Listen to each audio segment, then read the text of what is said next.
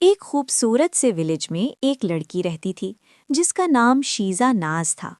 شیزا کے دل میں ایک خواب تھا کہ وہ اپنے ارد گرد کی لڑکیوں کو پڑھائے اور سنوارے، کیونکہ وہ دیکھتی تھی کہ بہت سی لڑکیاں پڑھائی سے دور ہوتی جا رہی ہیں اور کچھ غلط راستوں کی طرف بھی جا رہی ہیں۔ اسی لیے شیزا نے فیصلہ کیا کہ وہ خاموش نہیں رہے گی۔ اس نے پڑھانا شروع کیا۔ شروع میں لڑکیاں اس کی بات نہیں مانتی تھیں۔ کوئی پڑھائی سے بھاگتی، کوئی ضد کرتی اور کوئی کلاس چھوڑ کر چلی جاتی۔ لیکن عجیب بات یہ تھی کہ لڑکیاں جتنا بھی دور بھاگتیں، کچھ دن بعد وہ واپس شیزا کے پاس ہی آ جاتیں۔ شیزا انہیں دوبارہ قبول کر لیتی، پیار سے سمجھاتی اور پھر سے پڑھانا شروع کر دیتی۔ شیزا صرف کلاس تک محدود نہیں تھیں، وہ اپنی طالبات کے بارے میں ہر چیز جاننا چاہتی تھیں۔ وہ ان کے دوستوں پر بھی نظر رکھتیں، ان کے رویے پر بھی، اور خاص طور پر ان کے انسٹاگرام پر بھی۔ شیزا کو ڈر رہتا کہ کہیں کوئی بچی غلط لوگوں کے ہاتھ نہ لگ جائے یا کسی غلط راستے کی طرف نہ بڑھ جائے۔ یہی وجہ تھی کہ شیزا ناز کو اکثر نیند نہیں آتی تھی۔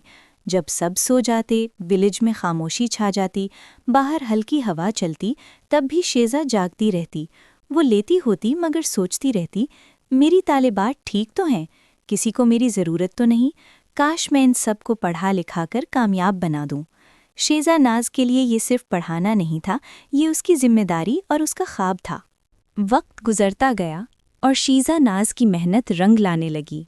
جو لڑکیاں کبھی پڑھائی سے بھاگتی تھیں، وہ اب خود وقت پر کلاس آنے لگیں۔ رفتہ رفتہ شیزا ناز کی چھوٹی سی کلاس ایک خوبصورت ادارہ بن گئی، اور یوں دی الجنہ ایجوکیشنل سینٹر کی بنیاد رکھ دی گئی۔ اور پھر شیزا ناز نے اپنی آنکھوں سے دیکھا کہ اللہ کی مدد سے خواب حقیقت بن جاتے ہیں۔ جو نیت خالص ہو اور دعا دل سے نکلے تو راستے خود بننے لگتے ہیں۔